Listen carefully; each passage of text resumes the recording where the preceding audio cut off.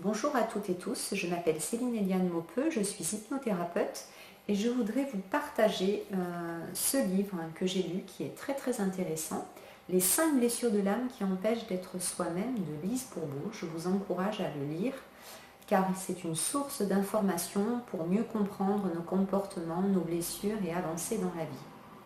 Donc je vais essayer de vous en faire un petit résumé le plus clair et le plus rapide possible, mais n'hésitez pas à le lire, il est vraiment super.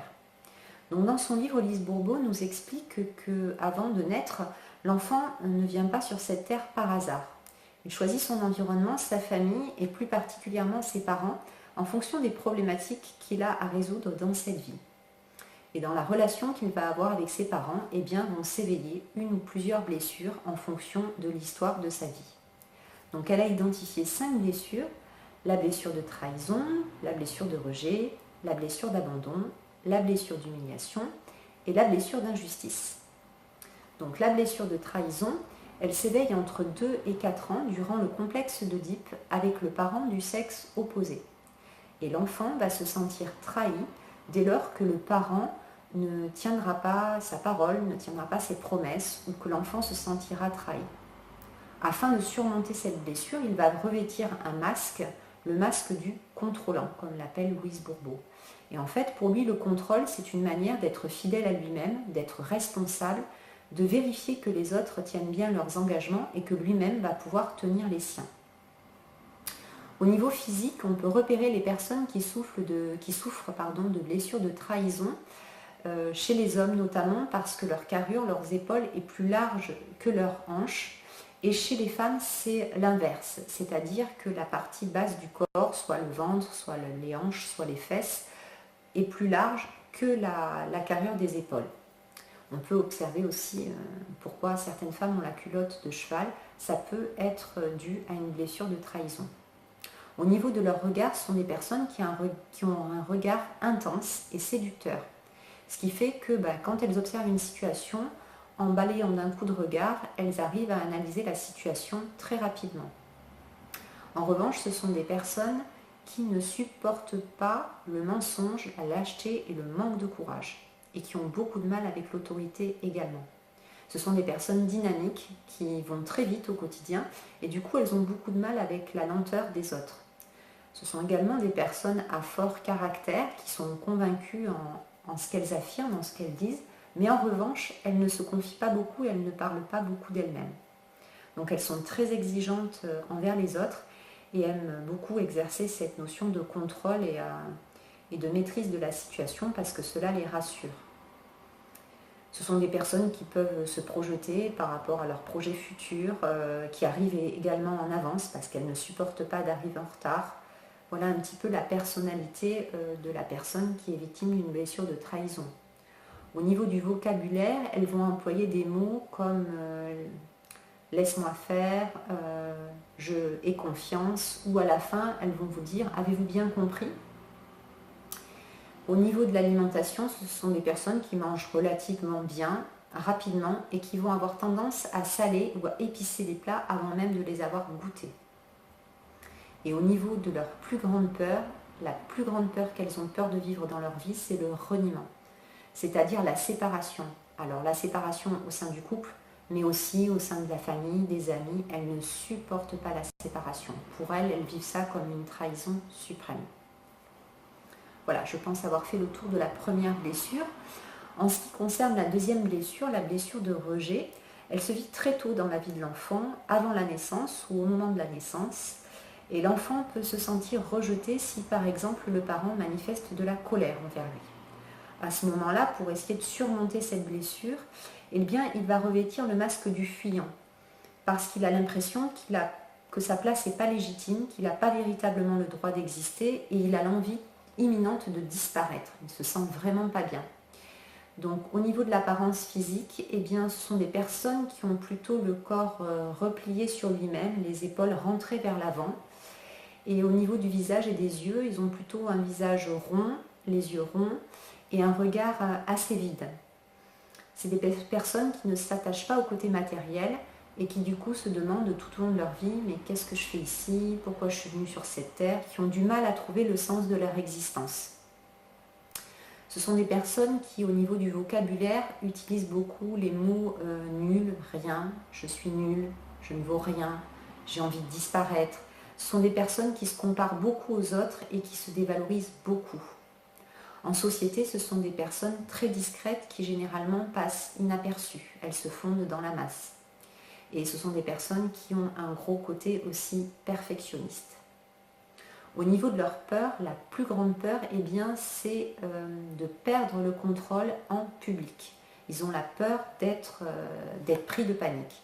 Et si jamais ça arrivait, eh bien, soit ils se fichent sur place, soit ils ont le désir de fuir, ils ne supportent pas de paniquer comme cela en public.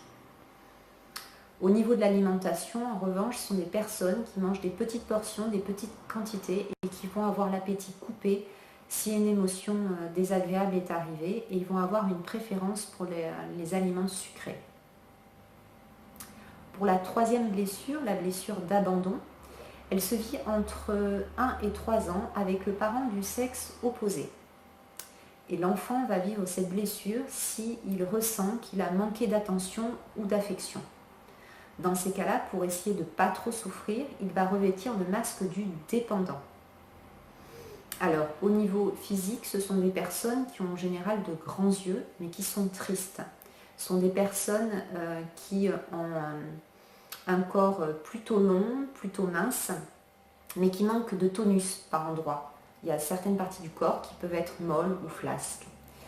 Ce sont des personnes qui rencontrent beaucoup de difficultés dans la vie quotidienne, qui vont avoir tendance à dramatiser les situations et à se positionner en victime pour recueillir l'attention des autres. C'est des personnes qui ont vraiment besoin de soutien, de se sentir soutenues par les autres. Au niveau des expressions, elles vont employer des mots comme « je ne supporte pas »,« je me fais bouffer »,« on ne me lâche pas », ou employer souvent le mot « seul » ou le mot « absent » dans la conversation. Elles ont extrêmement peur de la solitude. Elles ne supportent pas de se retrouver seules, et notamment pour manger.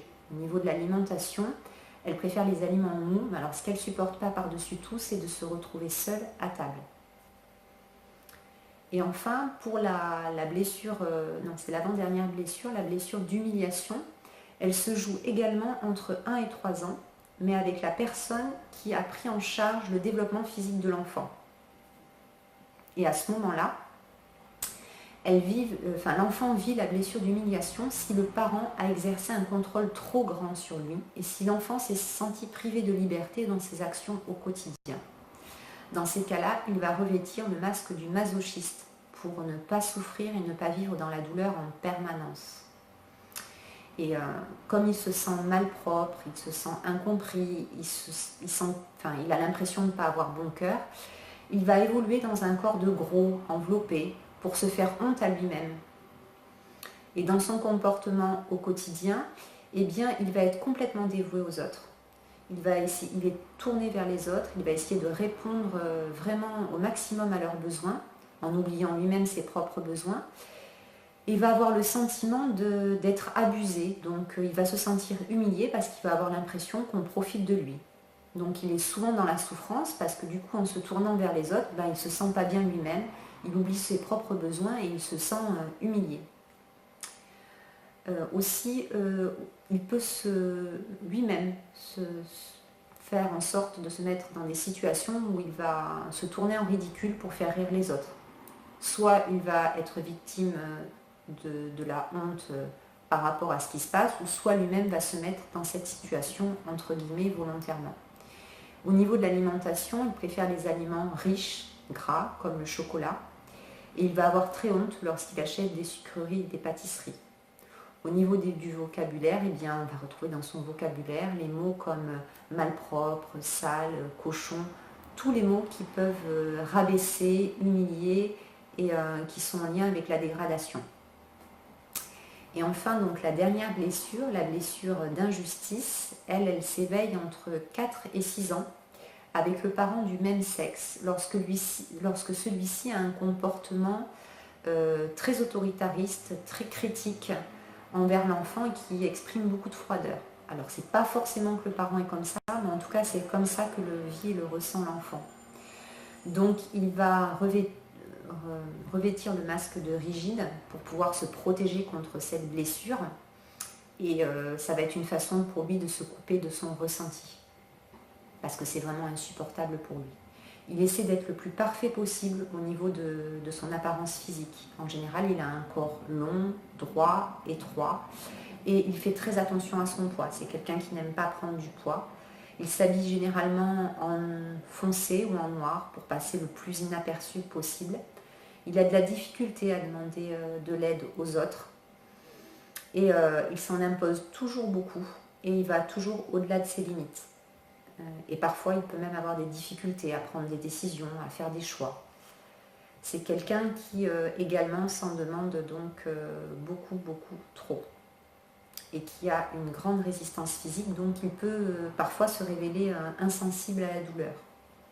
Au niveau du vocabulaire, il emploie les mots très bien, très bon, exactement, justement, parfaitement, ou encore toujours ou jamais. Et au niveau des aliments, il va préférer plutôt le sucré, le salé au sucré et être dans cette maîtrise et dans ce contrôle du corps. Donc voilà, pour conclure donc avec ce livre, ce que je pourrais vous dire, c'est que pour avancer, eh bien, dans l'idéal, ce serait d'identifier les blessures dont vous souffrez. Donc en général, Lise Bourbeau dit qu'il est très rare qu'une personne souffre des 5 blessures en même temps. Néanmoins, on peut avoir été affecté plus ou moins profondément par certaines blessures et au fil de la journée, eh bien, passer par différents comportements en fonction de ce qu'on est en train de vivre.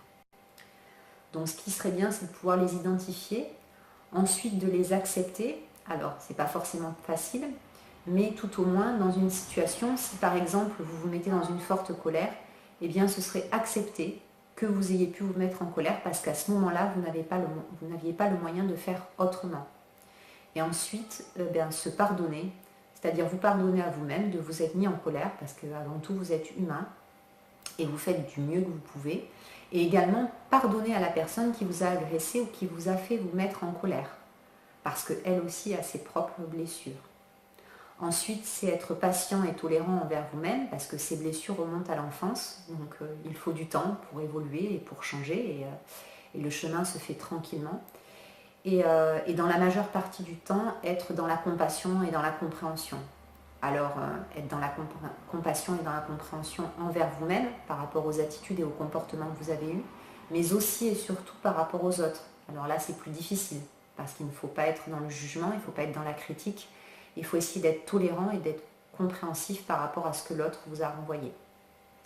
Et enfin, je dirais pour conclure que si vous voulez dépasser tout ça, il y a une technique qui est très efficace. Vous connaissez peut-être le Ho'oponopono, qui est issu de la culture et de la philosophie hawaïenne et qui peut vous permettre de modifier vos croyances, vos mémoires erronées et de venir modifier ce qui n'est pas en adéquation et ce que vous souhaitez changer. Alors, je ne vais pas vous faire une vidéo sur le Ho'oponopono. Je vous invite à rejoindre la chaîne de Olivier Madel-Rieux qui a fait de nombreuses vidéos sur le Ho'oponopono en fonction des problèmes qu'on rencontre dans la vie. Donc, il y a plusieurs thématiques et je vous encourage à les regarder. C'est vraiment un très bon outil et c'est vraiment super pour pouvoir se dépasser et évoluer.